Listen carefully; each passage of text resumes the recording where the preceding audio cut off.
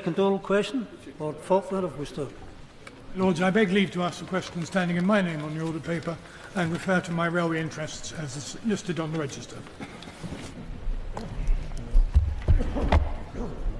Updated plans are currently being developed by Network Rail for where and when electrification is required to deliver a fully decarbonised railway over the next 25 years. Those plans will consider the integration of both track and train through Great British Railways and the significant recent progress in battery technology. All investment decisions will be subject to current and future spending reviews and will be, for the first time, integrated with rolling stock decisions. My Lords, my noble friend at the railway industry reception in the House of Commons last week said, and I think I'm quoting him correctly, that in the context of Rail 200, we've got to celebrate all of the history, but we've got a chance to celebrate the future. And does he agree that his answer to me just now is a way of celebrating that future, provided that if we can embark on a programme of investment in electrification, in battery power, and in new technologies, which will allow the railway to grow and allow the freight business and the passenger business to take on new markets and with new traffic. That is the only way, does he not agree, that we can meet the net zero emission targets and make the railway completely carbon-free. Of course, I strongly agree with my noble friend that whatever I said last time was the right thing to say. But more seriously, I agree with him that the point at which we celebrate 200 years of the first public passenger railway in the world is a very good moment to contemplate both the fact that the railway is already uniquely green and to look forward to full decarbonisation. The most exciting prospect has emerged since the last traction decarbonisation strategy of 2020, which is the significant development of battery technology, the significant introduction of bi-mode trains across Britain, and very recently by one of the most forward-looking freight companies, a tri-mode freight locomotive, all of which will enables electrification to be far more finely tuned to both cost and value for money, and yet produce at the end of it a fully decarbonised railway. Shortly before the last election, the Conservative Party, in their death throes, gave a commitment to electrification of the line from Crewe to Holyhead. Does the present government stand by that commitment? That commitment was one of many in a hurriedly put-together document entitled Network North, which incidentally went as far south as Tavistock and also went to Holyhead.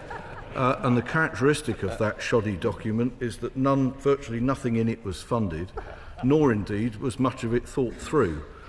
I can tell the noble lord that the last serious work on electrification of the North Wales main line was done by Network Rail in 2010, and that commitment, or if it was a commitment, was put in that document with absolutely no reference to any business case nor current set of costs for delivering it. My Lord, some years before their death throes, the last Conservative government made a firm pledge to electrify the line between Swansea and Cardiff, and then, because it was presumably unfunded, like hospitals, abandoned it shamefully. Can my noble friend now confirm that that line at least is now being considered and may well be back on track? My reference earlier to integrating an electrification programme with rolling stock decisions is a reflection of the fact that there are now many trains on the British Railway network which are capable of operating in either electric or diesel mode. And that is a consequence of rolling stock purchases over the last, say, 10 years. And it does enable some more choices to be made about the very expensive infrastructure cost of electrification versus electrification where it makes a real difference in both time and volume of rail traffic, and where trains that will run on electricity, when the electricity is there, will also serve parts of the network that don't. Some of the decisions which have been taken in rolling stock will last 35 years, like the rolling stock itself, and that's true both of the Great Western Main Line electrification, where those trains happily run on the wires as far as Cardiff and then travel by diesel, not only to Swansea but further west to Carmarthen and to the southwest as well. And the similar situation is true on the Midland Main Line, where bi-mode trains will be in operation. There's no point in investing in very expensive infrastructure if we can find another way of creating electrification for the vast majority of the network. And the study being done by Network Rail, which will be completed and feed into the department's overall review of capital projects, will point out where the best way of spending scarce public money actually, where that valuable public money ought to be best spent. My Lords, the electrification of the North Wales main line that the Conservative Party committed itself to in its manifesto was to be funded from the savings made from HS2, and the noble Lord the Minister should not say that it was an unfunded commitment. My Lords, there is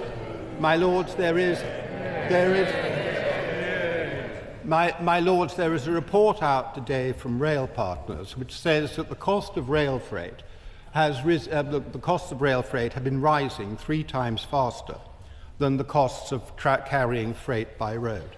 And part of this is due to the rising cost of electricity. Has the noble Lord, the Minister, discussed with his colleagues in other departments the effect on the economic case for electrification of their pursuing policies that are giving us the highest cost and the most expensive electricity in Europe? I will continue to claim that the Network North plan was unfunded because it depended on monies that had not been properly ever allocated in the future to HS2 Phase 2. And when this government took office, there was no evidence of any financial plans to deliver virtually any part of that agenda. In respect to the cost of electricity, of course, it is dependent on the, the relative price of electricity compared with other forms of propulsion for rail. But in terms of electrification of the railway and its use for freight, there are other considerations which are actually far stronger than the cost and where electricity is generated. I'm going to concentrate in answering this question on electrification on the railway because that is the question that was asked. My Lords, rail services in the southwest are just not fit for purpose. A report last week recommended battery power for parts of the route on existing trains recharging at new electric islands to help transform the Exeter line for both passengers and freight. As the government is about to take ownership of South West Rail, will the Minister consider these proposals? I thank the noble Baroness for her question. The future of the service from Salisbury to Exeter on South Western Railway, which she refers to, is dependent on the fairly imminent life expiry of the existing rolling stock. And we will consider, as part of the future of the publicly owned railway, what we do to replace it, bearing in mind that what's now available to replace that rolling stock is far more amenable to discontinuous electrification, battery or other forms of recharging. My Lords, on the topic of celebration and timescale, will the Minister agree that in Oxford there is no celebration and no timescale? Oxford has been devastated and cut in half. And why, when the Minister is coming to Oxford on Friday to see the devastation, why will he not meet the people of Oxford but confine his meeting to a few selected invited people? The noble Baroness refers to the Botley Road Bridge at Oxford, which has taken far longer to replace than it should and is a complex story. I am going to Oxford on Friday. The logistics of meeting people in Oxford are such that it necessarily has to be limited to the time available to do it. But I am very mindful of the case that she's made both this afternoon and earlier about the disruption caused by this bridge, which is actually partially caused by the development of East West Rail in Oxford, we have some, together with the Chief Executive of Network Rail, we have some things to say for the population which I hope will be useful for them to hear. My Lords, does the Minister recollect that more than 40 years ago, Sir Peter Parker, the then Chairman of British Rail, recommended a rolling programme of railway electrification on the grounds that it would assist to keep together those responsible for doing the work and perhaps more importantly, be far cheaper in the long run than the piecemeal approach that we've adopted over the years since. As we have a long-term plan for road building and repairs, why can't we have the same for the railway? Well, I know our friend raises a very good point, and the intention of both the Secretary of State and I in respect to the review of capital projects in the department is to produce that list of projects which are the best ones to do for economic growth, jobs and housing, and then that can go into the government's 10-year infrastructure plan. It is really important that the supply industry that develops electrification has a strong domestic market, because there's also a strong export market which it can only fully serve if the domestic demand is relatively constant. Question, Lord Speller.